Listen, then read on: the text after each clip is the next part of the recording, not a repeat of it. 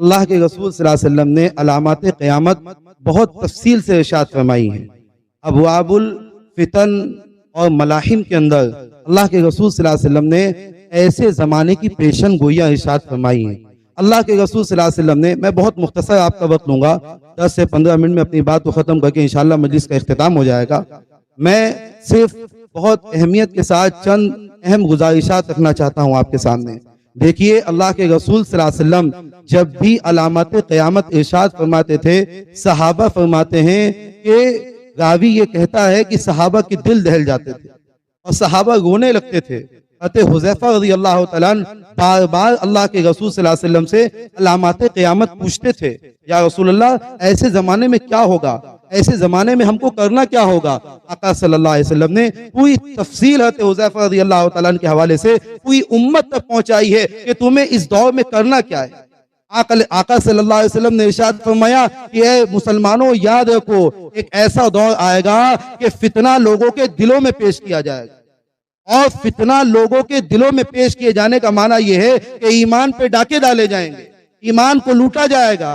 ईमान के लुटेरे, ईमान के डाकू वो मुसलमानों के दरमियान घुस घुस के ईमान को चुराने और हटाने की कोशिश करेंगे। और आका सल्लल्लाहु अलैहि वसल्लम ने इरशाद फरमाया, जिसके दिल के अंदर फितने उतर जाएंगे वो जहन्नम की आग के अंदर जाएगा। और आप अलैहिस्सलाम ने फरमाया उसके दिल में काला एक नुक्ता लगा दिया जाएगा। और आका सल्लल्लाहु अलैहि वसल्लम ने आगे फरमाया, जो इस फितने से बच जाएगा वो हमेशा हमेशा के लिए जन्नत में जाएगा। और फिर आप अलैहिस्सलाम से सहाबा ने पूछा, या रसूलुल्लाह सल्लल्लाहु अलैहि वसल्लम, ये तो खैर का जमाना है, आज हमको दीन इस्लाम मिला है, हम दीन के रास्ते पर चल रहे हैं, क्या इस खैर के बाद कोई शर का जमाना भी आएगा। हुजूर पाक सल्लल्लाहु अलैहि वसल्लम ने ये बात इरशाद फरमाई, ऐ मेरे सहाबा, ये खैर के जमाने के बाद शर का जमाना भी आएगा। और याद रखो, ऐसे लोग पैदा होंगे जो मेरे दीन पर चलेंगे, मेरे दीन का रास्ता इख्तियार करेंगे, लेकिन दूसरे दीन की दावत देंगे। अब आप बताइए, हमारे दरमियान ऐसे ऐसे लोग जो इस्लाम का लिबादा ओढ़कर, दाढ़ी टोपी रख के, कुर्ता पाजामा पहनकर मुसलमानों के दरमियान रहते हैं, हमारी सफों में नमाज पढ़ रहे हैं और मुसलमानों के दरमियान रहकर उनके ईमान को खोखला करने की कोशिश कर रहे हैं। हालांकि बिल्कुल साफ पेशन गोई है। आका सल्लल्लाहु अलैहि वसल्लम ने इरशाद फरमाया, ऐसा जमाना आएगा। और फिर सहाबा ने पूछा, या रसूलुल्लाह सल्लल्लाहु अलैहि वसल्लम, इनकी अलामत क्या होगी। आका सल्लल्लाहु अलैहि वसल्लम ने फरमाया, वो तुम्हारी कौम में से होंगे, तुम्हारी जबानें बोलते होंगे, तुम्हारा लिबास ओढ़ते हुए होंगे, उसके बावजूद वो तुम्हारे दरमियान रहकर तुम्हारे ईमान को खराब करेंगे। और फिर फरमाया, ऐ रसूलुल्लाह सल्लल्लाहु अलैहि वसल्लम, ऐसे दौर में हम क्या करें। हुजूर पाक सल्लल्लाहु अलैहि वसल्लम ने, मुस्लिम शरीफ की रिवायत है, आका ने इरशाद फरमाया, ऐ मुसलमानों, ऐ मेरे सहाबा, अगर इस दौर को तुम पालो तो याद रखो, अपने इमाम, अपने उलमा, जमातुल मुस्लिमीन के साथ हाथ में अपना हाथ दे दो। अगर तुम्हें इन फितने से बचना है तो इनके हाथ में हाथ देना पड़ेगा। और फिर आका ने फरमाया, सहाबा ने पूछा, रसूलुल्लाह अगर ये लोग मौजूद ना हो तो हम क्या करें। आप अलैहिस्सलाम ने फरमाया, एक दरख्त की जड़ के पास बैठकर वहीं पर अपनी जान दे देना, लेकिन इनकी बात कभी ना सुनना। मेरे अजीजों, ये सारी वजाहतें अल्लाह के रसूल ने अलामत क़यामत में इरशाद फरमाई हैं। चूंकि इस दुनिया पर एक बहुत बड़े मुहद्दिस ने ये बात लिखी है, इस पूरी कायनात, इस सरजमीन पर 5 किस्म के अदवार पेश आने हैं। पहला दौर जो अंबिया का था वो खत्म हो चुका। इस कायनात पर पहला दौर जो गुजरा है वो हज़रत अंबिया का है। दूसरा दौर जो गुजरेगा इस दुनिया पर वो खलीफा का दौर होगा, और वो खलीफा का दौर भी गुजर चुका है। और फिर आका ने फरमाया, तीसरा दौर इस दुनिया के ऊपर आएगा, वो मुलूकियत का दौर होगा। आपने देखा, इतने सारे बादशाह इस दुनिया पर हुकूमत किए और चल बसे, कई सौ साल किए और कई सौ साल के बाद चल बसे। आका ने एक रिवायत में एक बहुत बड़े मुहद्दिस ने इस बारे में हमें साफ वाज़ेह तौर पर बताया है, तीसरा जमाना जो आएगा वो मुलूकियत का जमाना होगा। और फिर चौथा जमाना जो आएगा वो जुल्म और जौर का जमाना होगा। जिस दौर से हम लोग गुजर गए ये जुल्म और जौर का जमाना है। और फिर पांचवा जमाना आएगा जो खलीफा का जमाना होगा, अला मिनहाजिन नबुव्वा, इमाम मेहदी का जमाना होगा। लिहाजा ये हम ऐसे दौर से गुजर गए हैं जिस दौर के बारे में अल्लाह के रसूल सल्लल्लाहु अलैहि वसल्लम ने बहुत पेशन गोइयां इरशाद फरमाई हैं। और आका सल्लल्लाहु अलैहि वसल्लम ने फरमाया, ऐसा दौर आएगा कि पूरी दुनिया के अंदर जुल्म और जौर आम हो जाएगा। इद तुखिदल फैउदु वला वल अमानतु मगनमा व ज़कातु मगरमा व तुवल्ल मिन गैरिद्दीन व अता रजुलु ज़ौजतहु। आप उठाइए मिशकात शरीफ, सारी बातें अल्लाह के रसूल ने खोल के इरशाद फरमा दी। ऐसा दौर आएगा कि हुकूमत अपना खजाना खुद लूटेगी, मालदार ज़कात रोक लेंगे, लोग अपने बीवियों की इताअत करेंगे, मालदार ज़कात नहीं देंगे। ये सारी तफसील हुजूर ने इरशाद फरमाई। लोग अपने दोस्तों की बात मानेंगे, अपने माँ बाप को धक्का देकर घर से बाहर निकाल देंगे, मस्जिद की हुकूमत को पामाल किया जाएगा, मस्जिदों में आवाजें बुलंद की जाएगी। हुजूर ने फरमाया ये जब दौर आ जाए तो याद रखो अब जो है दुनिया पर कयामत बिल्कुल करीब है। और ऐसा समझ लो कि कपड़ा फट चुका है, एक धागा बाकी है, न जाने वो धागा कब टूट जाए। ऐसे दौर से हमको गुजरना है। और फिर जब इमाम मेहदी रज़ी अल्लाह तआला अन्हु का ज़ुहूर होगा, जिसके बारे में मौलाना ने बहुत तफसील के साथ आपको बताया, और फिर शकील बिन हनीफ जो बातें कहता है उसको फिट करके बहुत वाज़ेह तरीके से आपको समझाया। मैं आपके सामने कुछ कदर तफसील के साथ बताता चलूं। इमाम मेहदी रज़ी अल्लाह तआला अन्हु जिस वक्त मक्कातुल मुकर्रमा तशरीफ लाएंगे, आपकी पैदाइश क्या होगी? हज़रात मुहद्दिसीन ने लिखा है फ़ख़रज रजुलुम मिन अहलिल मदीना, वो अहले मदीना से होंगे, वहां पर उनकी पैदाइश होगी। उनके नाम के बारे में बताया, उनके वालिद के नाम के बारे में बताया। और फिर इमाम मेहदी रज़ी अल्लाह तआला अन्हु ज़ादुल माद की रिवायत है, अबू नुआइम की रिवायत है, तमाम मुहद्दिसीन ने ये बात लिखी है कि इमाम मेहदी वहां से निकलकर मक्कातुल मुकर्रमा आएंगे, और मक्कातुल मुकर्रमा में 7 दुनिया के बड़े बड़े उलमा बगैर एक दूसरे के पहचाने हुए वो मक्कातुल मुकर्रमा का सफर करेंगे इमाम मेहदी की तलाश में। और फिर जब वो मक्कातुल मुकर्रमा में तवाफ कर रहे होंगे, उसके दरमियान रुकन यमानी और अस्वदी के दरमियान जब आपको पहचानेंगे तो वहां पर वो इनकार कर देंगे, नहीं मैं मेहदी नहीं हूँ, मैं मेहदी नहीं हूँ, अपने आप को बचाएंगे। बावजूद इसके वो कहेंगे कि नहीं आप ही मेहदी है, आपके हाथ में बैत की जाएगी। वो कहेंगे नहीं मैं मेहदी नहीं हूँ। ज़ादुल माद की रिवायत के मुताबिक वो वहां से निकलकर फिर मदीना आएंगे, और ये 7 लोग फिर आपकी तलाश में मदीना आएंगे। और मदीना में आने के बाद आप अलैहिस्सलाम के रोज़े के सामने फिर देखकर पहचान लेंगे, फिर आपके ऊपर लपकेंगे, आप मान जाइए वरना हम अल्लाह के सामने शिकायत दर्ज करेंगे, आपको मानना पड़ेगा आप ही मेहदी है। लिहाजा वो कहेंगे नहीं मैं मेहदी नहीं हूँ। फिर वहां से निकलकर वो मक्कातुल मुकर्रमा आएंगे, फिर बड़े बड़े शाम के अब्दाल और कुतुब वो मक्कातुल मुकर्रमा तशरीफ लाएंगे, और जिस वक्त आपके हाथों पे मक्कातुल मुकर्रमा में बैत की जाएगी, एक रिवायत के मुताबिक हुजूर ने फरमाया सिर्फ 313 लोग होंगे। जितने बदर में शरीक थे सहाबा 313, इतने ही लोग आपके हाथों पर बैत करेंगे। आप कहेंगे कि भाई ये तो बहुत छोटा सा वाकया है, 313 ने बैत किया, इसका क्या मतलब है? 313 बैत करेंगे। अब देखिए कि तादाद कैसे बढ़ेगी।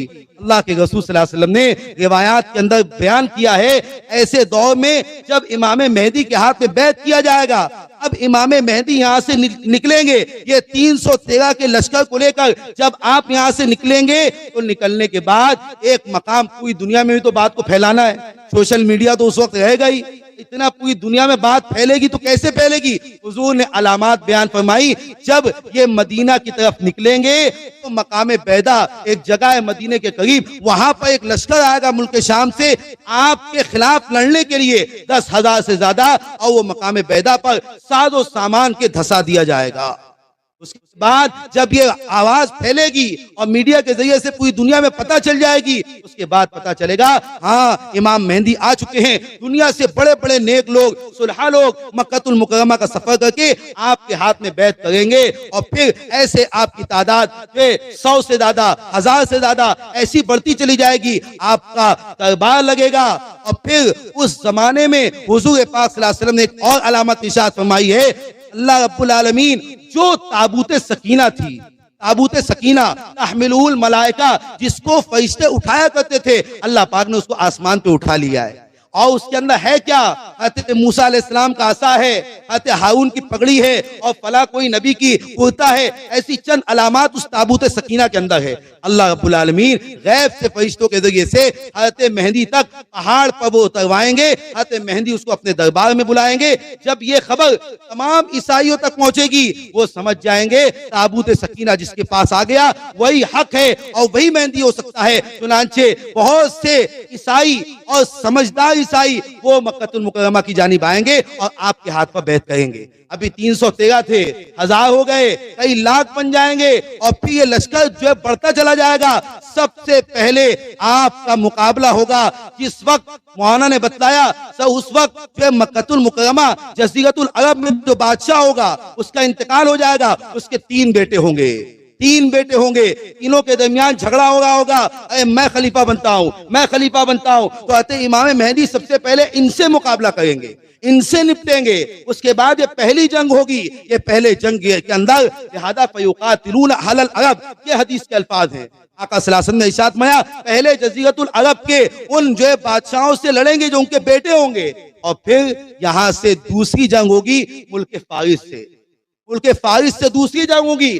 10,000 से ज्यादा का लश्कर तैयार करेंगे वो लोग इमाम मेहदी के खिलाफ। इमाम मेहदी 10,000 से ज्यादा के लश्कर को ले जाएंगे और फिर वहां पर जाकर उन पर भी गलबा पाएंगे। और फिर तीसरी बड़ी जंग होगी, ये रूम के खिलाफ होगी। सबसे बड़ी जंग जो होगी ये रूम के खिलाफ होगी। और फिर उस जंग के अंदर बाद मुहद्दिसीन ने लिखा है उन लोगों का लश्कर 9 लाख से भी ज्यादा का होगा। और फिर इमाम मेहदी भी अपने लश्कर को इतना तैयार करेंगे और उनके मुकाबले में रूम की जानिब जाएंगे। अल्लाह ताला 3 दिन तक वो जंग चलेगी, चौथे दिन अल्लाह ताला उसके अंदर फतह याबी अता फरमाएंगे। और फिर जो दज्जाल छुपा हुआ है, जिस दज्जाल के बारे में रिवायात के अंदर मिलता है कि दज्जाल पैदा हो चुका, दज्जाल के सिलसिले में इमाम मुस्लिम ने बहुत लंबी रिवायत नकल की है, हदीस जस्सासा की। अल्लाह के रसूल सल्लल्लाहु अलैहि वसल्लम ने तमीम दारी रज़ियल्लाहु अन्हु का पूरा वाकया नकल किया है। दज्जाल पैदा हो चुका, दज्जाल इंसानी शक्ल के अंदर है। तमीम दारी रज़ियल्लाहु तआला ने हुजूर के सामने आके सारा वाकया नकल किया। अल्लाह के रसूल सल्लल्लाहु अलैहि वसल्लम, हम 30 लोग फला फला कबीले के एक अरब की एक जो बहुत बड़ी नदी है, बहुत बड़ा जजीरा है, हम वहां चले गए और वहां की हवाओं ने, वहां की लहरों ने हमें ऐसी जगह पहुंचा दिया, हम 30 दिन तक वहीं गए, हमको कोई रास्ता ना मिला। लिहाजा हम एक जजीरे के पास पहुंचे। ये तमीम दारी की रिवायत है। आका सल्लल्लाहु अलैहि वसल्लम जब सहाबा के सामने सुनावे, सारे सहाबा के दरमियान सकता है, सब खामोश हैं, सब बैठे हुए हैं और सुन रहे हैं उस बात को। हुजूर ने फरमाया, वो जब हम उस जजीरे पे पहुंचे, तमीम दारी ने कहा, ऐ अल्लाह के रसूल, जब उस जजीरे तक पहुंचे हमने देखा एक बहुत बड़े जानवर को जिसकी दुम बहुत लंबी है और उसके बाल इतने हैं कि पीछे की शर्मगाह, आगे की शर्मगाह दोनों छुपी हुई है। हमने उससे कहा, तू कौन है, तू कौन है? उसने कहा, मैं जस्सासा हूं। और उसने कहा, तू यहाँ क्या कर रहा है? कहा, जा देर में चले जा। ये देर के अल्फाज हदीस के अंदर है, ये देर एक छोटी सी घाटी है, वहां चला जा, वहां तुझे बताएगा, वहां तेरा कोई इंतजार कर रहा है। लिहाजा जल्दी जल्दी तमीम दारी फरमाते, मैं अंदर गया, मैं उस देर में गया, मैं उस गुफा में गया, मैं क्या देखता हूं, एक बहुत बड़ा आदमी जिसकी आंख कानी है और उसके हाथ उसके यहाँ कांधे से बने हुए हैं, उसके पैर की पिंडलियां ऐसी जो जकड़ी हुई है, जंजीरों से जकड़ी हुई है और वो ऐसे के खड़ा हुआ है। और फिर तमीम दारी फरमाते हैं, हमने उससे पूछा, ए भाई तू कौन है, तू क्या चाहता है? लिहाजा उसने कहा, अच्छा तुम्हें मेरे बारे में मालूमात हो गई, अब मैं तुमसे जानना चाहता हूं कि तुम कहां से आए हो। उन्होंने कहा, तमीम दारी ने, हम जज़ीरतुल अरब से आए हैं। अच्छा मुझे चंद बातें बताओ। लिहाजा पूछो, क्या पूछते हो? दज्जाल ने तमीम दारी से पूछा कि बतलाओ वो इलाका जो नखलिस्तान का इलाका है, जहाँ पर बहुत ज्यादा गल्ले उगते हैं, उसका क्या हाल है? हाँ, वहां तो गल्ले बहुत उगते हैं। उस दज्जाल ने कहा, एक ऐसे वक्त का इंतजार करो जिस वक्त गल्ले उगना बंद हो जाएंगे। तीसरे नंबर पर कहा, दूसरे नंबर पर कहा, बताओ उस तबरिस्तान वाले दरिया का क्या हाल है जो बहुत ज्यादा पानी की धार में बहता है, लिहाजा वहां के इलाके वाले उससे सैराब होते हैं। उन लोगों ने कहा, हाँ वो अभी भी बहुत ज्यादा सैराब होता है और बहुत ज्यादा उसके अंदर पानी है। दज्जाल ने कहा, याद रखो एक ऐसा वक्त आने वाला है जिस वक्त वो पानी खुश्क हो जाएगा। और फिर फरमाया कि बताओ जज़ीरतुल अरब में कोई नबी आए हुए? हाँ, नबी आखिरुज़्ज़मा सल्लल्लाहु अलैहि वसल्लम आए हुए हैं। क्या उनके मानने वाले कैसे हैं? क्या गरीब लोग उनके मानने वाले हैं? क्या सच कहूं, देखो वही नबी है, वही नबी है और उनकी ताबेदारी तुम करो। ये दज्जाल कह रहा है। और फिर कहने लगा, अच्छा बताओ क्या वो करीब आ गए, उनका क्या क्या कहना है? ज्यादा उत्साही बातें तमीम दारी रज़ियल्लाहु अन्हु ने इरशाद फरमाई, उनका ये कहना है, उनका ये कहना है कि दज्जाल ने कहा, अनल मसीह दज्जाल, मैं दज्जाल हूँ, मैं दज्जाल हूँ। अब पता चला दज्जाल इंसान की शक्ल का है, दज्जाल निकल चुका है। और ये लोग ऐसे इस तरीके से बहकाते कि दज्जाल कोई चीज थोड़ी है, दज्जाल कोई इंसान थोड़ी है और उसमें तावीलात करके बहुत सारी चीजों को दुनियावी चीजों में फिट करके बतलाते हैं कि दज्जाल का वजूद ही नहीं है, दज्जाल कोई शख्स है ही नहीं। हालांकि इसके अंदर हुजूर पाक सल्लल्लाहु अलैहि वसल्लम की रिवायत से साफ पता चलता है, तमीम दारी ने कहा वो एक इंसान है, वो एक इंसान की शक्ल में है। और फिर हुजूर पाक सल्लल्लाहु अलैहि वसल्लम ने फरमाया, ऐ लोगों, ये दज्जाल पैदा हो चुका है और दज्जाल मक्कातुल मुकर्रमा और मदीना के अंदर दाखिल नहीं होगा। आपने फरमाया, उस हदीस के अल्फाज के अंदर तय्यबा का लफ्ज है, आपने फरमाया अत्तय्यब हाहुना, अत्तय्यब हाहुना, अत्तय्यब हाहुना। तय्यबा से मुराद ये है, ये है, ये है, यानी मदीनातुल मुनव्वरा शहर है, वो वहां दाखिल नहीं होगा। याद है तमाम तक रिवायात से हमें क्या पता चलता है, दज्जाल पैदा हो चुका। अब मैं जो आपको बताया था, इमाम मेहदी जो रूम के मुकाबले में अभी जो है गालिब हो चुके होंगे, आपके साथी माले गनीमत इकट्ठा कर गए होंगे, इतने में एक आवाज देने वाला आवाज देगा, दज्जाल निकल चुका है। बताइए, दज्जाल निकल चुका है, ये ऐलान मौलाना ने बताया शैतान का ऐलान होगा, ये शैतान की तरफ से ऐलान होगा। लेकिन कुछ ही देर के बाद जब हज़रत इमाम मेहदी को हुक्म होगा, अभी दज्जाल को मारने का इमाम मेहदी को हुक्म नहीं है, इमाम मेहदी का जो काम था अभी खत्म होने वाला है। जहां तक कि उनको जो हुक्म दिया गया था उनका काम अभी खत्म होने वाला है। अब वो दमिश्क के इलाके की तरफ जाएंगे तो वहां पर एक ऐलान करने वाला वहां पता चलेगा हकीकी मानों में, जब शाम के अंदर दाखिल होंगे तो पता चलेगा दज्जाल का खुरूज हो चुका है, दज्जाल निकल चुका है। अब जब ये इल्म होगा तो इमाम मेहदी अपने मानने वालों को दमिश्क की जामा मस्जिद के अंदर रोकेंगे, एक हवा चलेगी, सारे लोगों को धारता हुआ मुल्क शाम की तरफ लाएगी और फिर दज्जाल पूरे जमीन का चक्कर लगाएगा। एक दिन एक साल के बराबर होगा और फिर धीरे धीरे दिन कम होते चले जाएंगे।